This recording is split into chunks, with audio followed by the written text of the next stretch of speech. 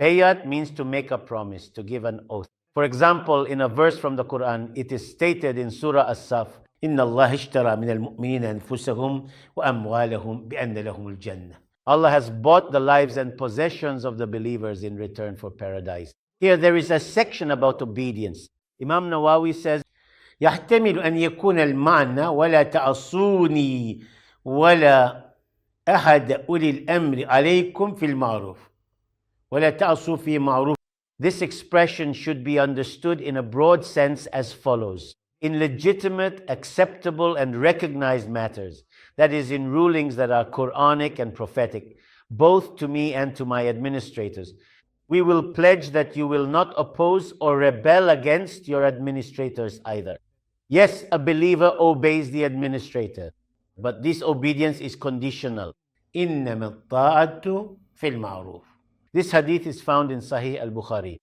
Obedience is only in legitimate matters. To Allah and His Messenger, yes. It is about not being rebellious. There is another hadith on this subject. لا طاعة لمخلوق في معصية الخالق. There is no obedience to the created in disobedience to the Creator. If it involves disobeying the Creator, there is no obedience to the created. If an order means disobedience to Allah, for example, if an elder or a superior commands, my child, go buy me wine from the store, if that person goes and buys wine from the store, he will have helped in something forbidden. Supporting a crime, supporting a murder, supporting something forbidden, all mean the same thing. With our hands, our words, or our means, we cannot support what is forbidden, evil, or wrong. A believer is a representative of goodness. The believer is an ambassador of love and mercy. We will help in what is beautiful. وَتَعَاوَنُوا عَلَى الْبِرِّ وَالتَّقْوَى. Support one another in goodness and piety. Work together. وَلَا تَعَاوَنُوا عَلَى الْإِثْمِ وَالْعُدْوَانِ. Do not help or cooperate in any kind of sin, aggression, transgression, or enmity. Do not harbor enemies, terrorists, or anarchists. فيكون التقييد بالمعروف متعلقا بشيء بعده. وقال غيره نبه بذلك أن طاعة المخلوق إنما تجب فيما كان غير معصية لله. Yes, it has also been said as such. Ibn Hajar al-Asqalani explains it this way. Other scholars have also said this. Here, obedience to the created being is obligatory only in matters that do not involve disobedience to Allah. Yes, obedience is obligatory. The woman must obey her husband, on the condition that it does not involve disobedience to Allah. An employee must obey their superior. On the condition that it does not involve disobedience to Allah, if a superior orders bribery, there is no question of the employee obeying their superior in the matter of bribery. If there is clear and obvious disobedience to Allah in a matter, then there is absolutely no question of obedience in that matter. This concept of obedience is also misunderstood nowadays. It is understood as blind allegiance. No, it is loyalty with love and respect. We can interpret obedience in this way. Obedience to Allah is loyalty with love and respect. Obedience to His Messenger is loyalty with love and respect. Obedience to the husband is loyalty with love and respect. Obedience to a superior is loyalty with love and respect.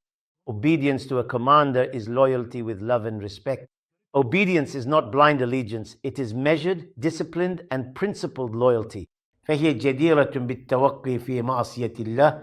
Of course, it has been said that being cautious in matters of disobedience to Allah is the most necessary. Yes. عبادة بن الصامت حضر البيعتين معا. Yes, he was present at both the first and the second Aqaba pledges. وكانت بيعة العقبة من أجل ما يتمده به. Here, the mention of the Aqaba pledge من أجل ما يتمده به was one of the most noteworthy and commendable things to be praised for in this historical context. فكان يذكرها إذا حدث تنويها بسابقيته. So whenever he narrated a hadith, he would mention it as a way of highlighting his precedence, saying, I am someone who was present at the Aqaba pledge. He would say, my Lord granted me the honor of being present at the Aqaba pledge, thus expressing that he was one of the pioneers among the people of Medina on the path of Islam and that he was grateful to Allah for this. ويستفاد من الحديث, again from this hadith we understand the following: أن إقامة الحد كفارة للذنب ولو لم يتب المحدود.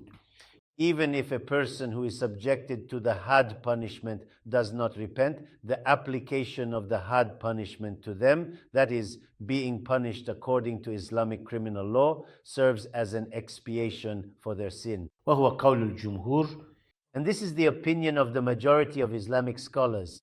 This hadith also conveys the following point: فيه رد على الخوارج الذين يكفرون بالذنوب. In it, there is a refutation of the Kharijites who claim that those who commit sins become disbelievers. No, those who commit major sins do not become disbelievers. As long as they do not deny it, whether directly or indirectly, a person cannot be called a disbeliever. The Kharijites represent an extreme position in Islamic history. According to them, anyone who drinks alcohol has committed a major sin, is a disbeliever, and will remain in hell forever. Anyone who commits theft has committed a major sin, is a disbeliever, and will remain in hell forever. Anyone who kills someone has committed a major sin. According to the Kharijites, they are a disbeliever and will stay in hell forever. Al-Sunnah does not accept this. Whether someone commits a minor sin or a major sin, as long as they do not consider what they have done to be normal, permissible, or lawful, they are not deprived of faith. وفيه رد على المعتزلة الذين يوجبون تعذيب الفاسق إذا مات بلا توبة. Again, the Mu'tazilite sect, which adopts rationalism as its doctrine, has put forward the view that a sinful person will definitely be punished if he does not repent. Al-Sunnah has combined reason and revelation. أفلا يعقلون أفلا تعقلون. Do they not use their intellect?